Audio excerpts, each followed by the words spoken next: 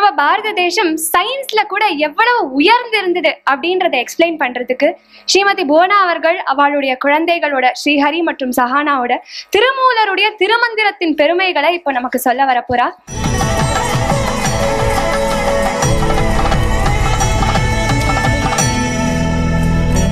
On violin we have Sri Hari Vittal and on mridangam we have Sri Ram Srinivasan. அடியேனுடைய குரு ஸ்ரீமதி விஷாகா ஹரிமணி அவர்களுக்கும் இன்றைய சிறப்பு விருந்தினராக வந்திருக்கக்கூடிய ஸ்ரீ சித்ரா மாதவன்ஜி அவர்களுக்கும் ஸ்ரீ ராமூர்த்தி ராவ் மாமா அவர்களுக்கும் எங்களுடைய பணிவான நமஸ்காரங்களை தெரிவிச்சுண்டு, இன்றைய தினம் பகவத் கிருப்பையினாலையும் குருநாதாள் கிருப்பையினாலையும் 63 நாயன்மார்களுள் ஒருவராக விளங்கக்கூடிய திருமூலருடைய சரித்திரத்தை பார்க்கலாம். இவர் கைலாயத்திலிருந்து தமிழ்நாட்டுக்கு வந்து இங்க தமிழ்ல ஒரு உயர்ந்த கிரந்தம் சிவ ஆகம சாரத்தை எளிய தமிழ்ல ஒரு கிரந்தமா திருமந்திரமா நமக்கு கொடுத்திருக்கார்.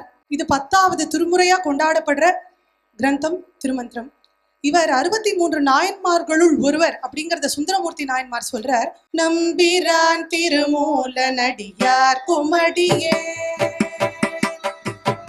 நம்பிரான் திருமூல நடியார் குமடியே, ஆரூரில் அம்மானு காளே,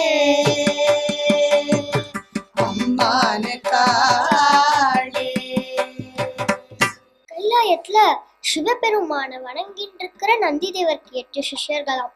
அவர்கள் யார் அப்படின்னு பார்த்தோம்னா சனகர், சனந்தனர், சனத்குமாரர், சனாதனர், சிவயோக மாமுனி, சிதம்பரத்துல தவம் செஞ்ச பதஞ்சலி மற்றும் வியாகரபாதர், கூட இன்னைக்கு பார்க்க போற திருமூலர். இவர்கள் 8 பேரும் யோகிகளாம். இந்த திருமூலரே திருமந்திரத்துல சொல்லியிருக்காரு. அருள் பெற்ற நாதரை நாடிடு நந்திகள் நால்வர், சிவயோக மாமுனி மன்று தொழுத பதஞ்சலி வியாகிரமார், என்றிவர் என்னோடு எமருமாமே,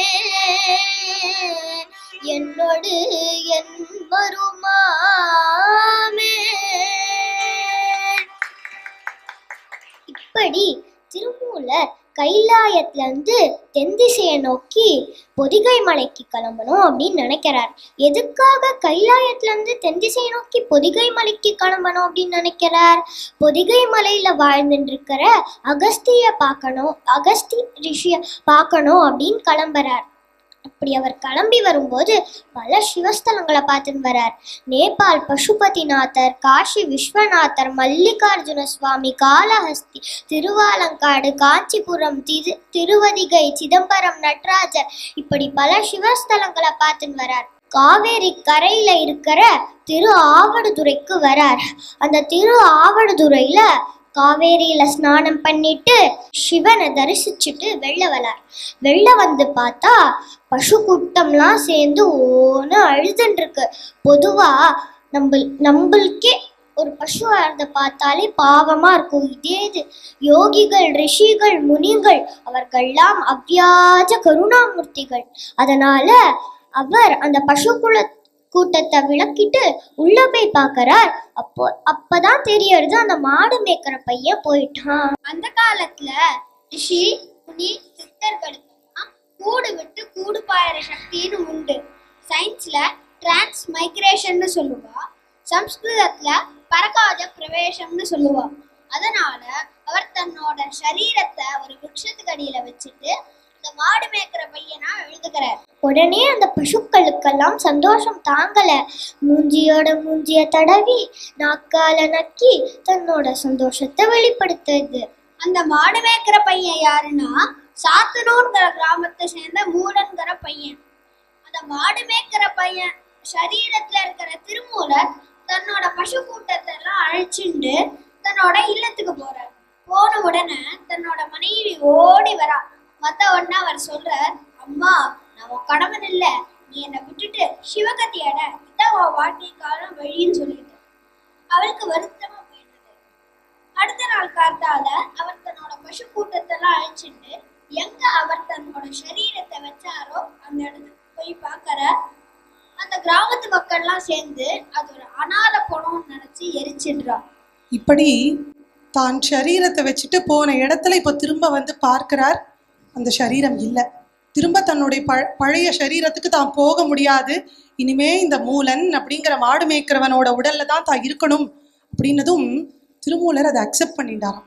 இது கூட சிவபெருமானுடைய லீலை, பகவத் சங்கல்பம் அப்படின்னு அதை எடுத்துட்டு உயர்ந்த சிவ ஆகம சாரத்தை எளிய தமிழ்ல எல்லாருக்கும் புரியுற மாதிரி கொண்டு போய் சேர்க்கணும் அப்படின்னு அப்படியே அந்த திரு ஆவடுதுறையிலே ஒரு அரச மரத்துக்கு அடியில சமாதி ஸ்திதிக்கு போயிடுறார். ஆழ்ந்த தியானம். வருஷத்துக்கு ஒரு முறை கண்ணை திறப்பாராம். திறந்து ஒரு திருமந்திர பாடலை பாடுவாராம். இப்படி 3000 ஆண்டு காலம் வாழ்ந்து 3000 திருமந்திர பாடல்களை நமக்கு பொக்கிஷமா கொடுத்திருக்கார். இந்த ஹிஸ்டரிலாம் நமக்கு எப்படி தெரியும் அப்படின்னா, அவரே அந்த திருமந்திரத்துல அதை சொல்லியிருக்கிறனால தான் இன்னைக்கு நமக்கு தெரியறது. அவர் பாடுறார், நந்தி அருளாலே சதாசிவனாயினே, நந்தி அருளாலே ஞானத்துள் நயனினே, நந்தி அருளாலே ஞானத்துள் நயனினே, நந்தி அருளாலே நான் இருந்தேனே.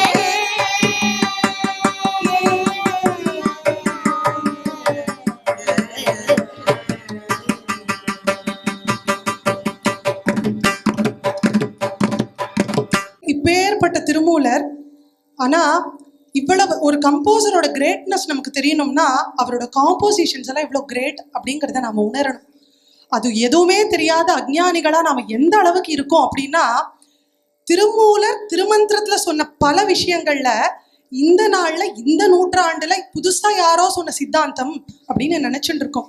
உதாரணத்துக்கு சொல்லணுமானா, திருமூலர் அன்னைக்கே சொல்லியிருக்கார், அன்பே சிவம் அப்படின்னுங்கிறத அவர் சொல்லியிருக்கார். அன்பும் சிவமும் 2 என்பர் அறிவிலார், அன்பே சிவமானதை யாரும் அறிகிலார் அப்படிங்கிறார்.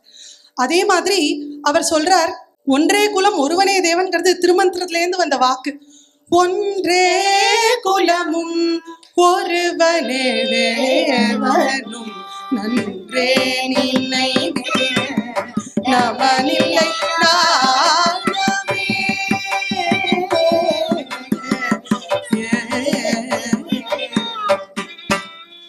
இப்படி ஒன்றே குலம் ஒருவனே தேவன், அன்பே சிவம், மானவ சேவா மாதவ சேவா, மக்கள் தொண்டே மகேஷன் தொண்டேன்னு இன்னைக்கு சொல்றோம். திருமூலர் சொல்லியிருக்கார், நடமாட கோயில் நம்பர்க்கு ஒன்று ஈயின், படமாட கோயில் பகவர்க்கு தாமே அப்படின்னு அதை சொல்லியிருக்கார். இப்படி இதெல்லாம் மட்டும் இல்ல, எளிமையா எப்படி பூஜை செய்யணும் திருமூலர் திருமந்திரத்துல சொல்லியிருக்கார். ஆடம்பரமா பூஜை பண்ணணும்னு இல்ல, ஆத்மார்த்தமா பூஜை பண்ணா போதுமே.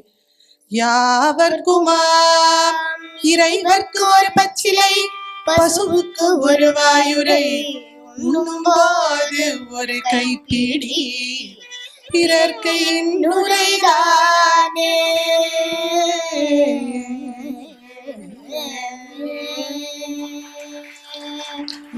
எவ்வளவு எளிமையா ஆத்மார்த்தமா உண்ணும் போது அடுத்தவங்களுக்காக ஒரு கைப்பிடி எடுத்து வைப்பா, இல்லைன்னா இனிமையான வார்த்தைகளை சொல்லேன் போதுமே அப்படின்னு எவ்வளவு எளிமையா ஆத்மார்த்தமா பூஜை பண்ணணும்னு சொல்றார். இதெல்லாம் ஆச்சரியம் இல்ல, வேதாந்தம் தர்மம் எப்படி வாழணும் எப்படி பூஜை பண்ணணும் அப்படிங்கிறது மட்டும் இல்ல, திருமந்திரத்துல இல்லாத விஷயங்களே இல்லைன்னு சொல்லலாம். இன்னைக்கு திருவள்ளுவர் எழுதின திருக்குறளுக்கே இன்ஸ்பிரேஷன் பார்த்தோம்னா திருமூலருடைய திருமந்திரம். ஏன்னா அப்படி தந்திரங்களா அன்புடைமை பண்புடைமை அறிவுடைமைன்னு அவரும் அன்னைக்கு பிரிச்சு எழுதியிருக்கார். அப்படி திருமூலர் திருமந்திரத்துல பல சயின்டிஃபிக் ஆஸ்பெக்ட்ஸை பத்தி சொல்லியிருக்கார் அப்படின்னு நினைச்சு பார்த்தா நமக்கு ரொம்ப பிரமிப்பா இருக்கும். ஒரு பிரெக்னன்சியில் அந்த குழந்தை எப்படி வளர்றதா இருக்கட்டும், இசையை பற்றியா இருக்கட்டும், ஒரு சீட்லேருந்து ஒரு செடி எப்படி முளைக்கிறதா இருக்கட்டும், ஜியாமெட்ரியா இருக்கட்டும், யோகிக் ப்ராக்டிசஸா இருக்கட்டும், இப்படி பல்வேறு விஷயங்களை திருமூலர் திருமந்திரத்துல சொல்லியிருக்கார். இன்னைக்கு அதுல இருக்கிற சில சயின்டிஃபிக் ஆஸ்பெக்ட்ஸை நாம் பார்க்க போறோம். ஒரு விஷயம் சொல்லணும்னா, இன்னைக்கு சயின்ஸ்ல பொதுவா சொல்ற ஒரு டாபிக் பார்ட்ஸ் பெர் மில்லியன் அப்படின்னு.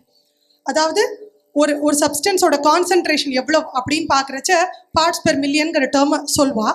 அதை திருமூலர் திருமந்திரத்துல எதுக்கு யூஸ் பண்ணியிருக்கார் அப்படின்னு பார்த்தோம்னா, he has used it to quantify life. நம்ம ஆத்மாவை குவான்டிஃபை பண்ண முடியுமா? உடம்பை விட்டு உயிர் போயிடுத்துங்கிறோம், எங்க போயிடுத்து எப்படி போயிடுத்து கண்ணால பார்க்க முடியுமா அப்படின்னு 1008 கேள்விகள். ஆனா ஆத்மா அணுமாத்திரம் அப்படின்னு வேதத்துல சொல்லப்பட்டிருக்கு. ஆனா அதை கணித சாஸ்திரத்துல யூஸ் பண்ணி திருமூலர் திருமந்திரத்துல அதை சொல்லியிருக்கார். மேவிய ஜீவன் வடிவத்து சொல்லிடு கோவில் மயிரொன்று நூறுடன் தோன்றிட்டு மேவிய கூறது ஆயிரம் ஆயிரம் ஆவியில் ஒரு நூறாயிரத்தில் ஒன்று நூறாயிரத்தில் ஒன்று நூறாயிரத்தில் ஒன்று.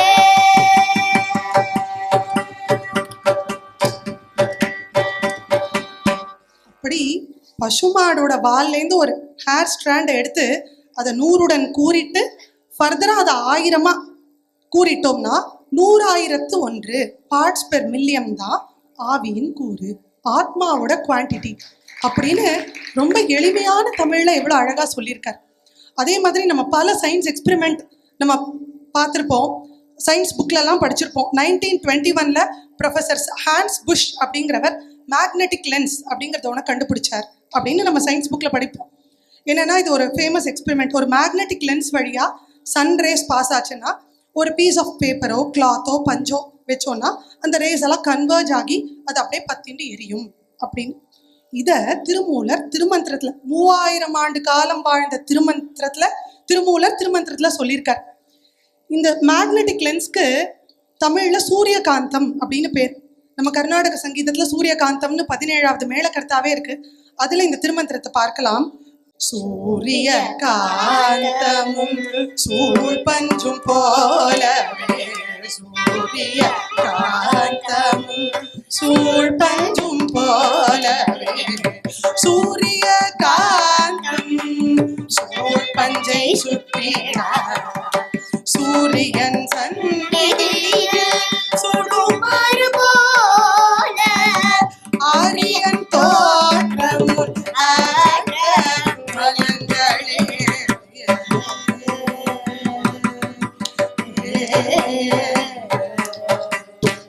சூரியகாந்தமும் சூழ்பஞ்சும் போலவே அப்படின்னு அந்த எக்ஸ்பெரிமெண்ட்லேயே ஆரம்பிக்கிறார். ஆனா அது எதுக்கு சொல்றார் அப்படிங்கிறத தான் நம்ம கவனிக்கணும். அந்த சூரியனோட பிரசன்ஸ் இல்லைன்னா என்ன சூரியகாந்த கல் இருந்தாலும் அந்த பஞ்சு பொசுங்கிடாதுப்பா. அதே போல நம்ம வாழ்க்கையில குருநாதாள் அப்படின்னு ஒருத்தரோட அனுகிரகம் இல்லைன்னா நம்ம வாழ்க்கையே வியர்த்தம். அதே இது அந்த குருநாதாள் நம்ம வாழ்க்கைக்கு கிடைச்சானா நம்ம மனமும் அந்த ரேஸ் போல குவிந்து அந்த மாசு மலங்கள் நம்ம மனசுல இருக்கக்கூடிய அழுக்குகள்லாம் பொசுங்கி போயிடும் அப்படின்னு அவர் சயின்ஸ்ல ஆரம்பிக்கிறார், ஸ்பிரிச்சுவாலிட்டியில முடிக்கிறார். Where science ends spirituality begins. In fact spirituality தான் ஒரு இன்ஸ்பிரேஷன் ஃபார் சயின்ஸ்.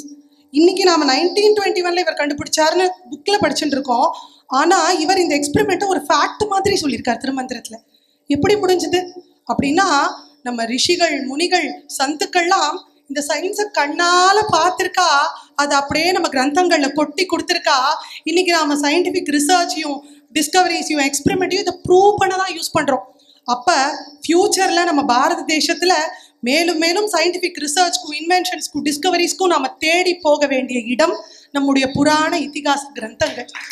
ஏன்னா எப்படி கண்ணால பார்த்ததை அவ கொடுத்துருக்கா. அதனாலதான் பாபநாசம் சிவன் அவர்கள் சொல்றார், காண வேண்டாமோ காண வேண்டாமோ இது கண்ணிருக்கும் போதே காண வேண்டாமோ ஓட்டை சடலம் ஒடுங்க வெட்டெலும்பு ஓட்டில் துயில் ஓட்டம் பிடிக்கும் காண வேண்டாமோ காண வேண்டாமோ காண வேண்டாமோ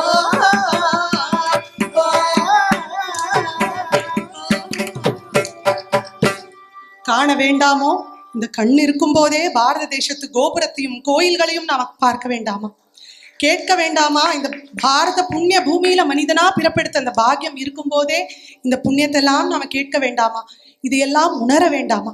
ஒரு திருமந்திரம்ங்கிற கிரந்தத்துல இவ்வளவு விஷயம் கொட்டி கிடக்குனா நம்ம பாரத தேசத்துல எத்தனை மொழிகள்ல எத்தனை கிரந்தங்கள் இருக்கு, இது எல்லாம் நம்ம மேலும் மேலும் கற்று உணர்ந்து பகவத் கிருபையினாலையும் குருநாதாள் கிருபையினாலையும் இதையெல்லாம் உணர்ந்து எல்லா இடத்துலையும் பரவ செய்து பாரத தாய்க்கு மேலும் மேலும் பெருமை சேர்க்கணும். அந்த பாக்கியம் நம்ம எல்லாருக்கும் கிடைக்கணும் அப்படின்னு பிரார்த்தனை செஞ்சுட்டு ஸ்ரீ குருப்பியோ நமः.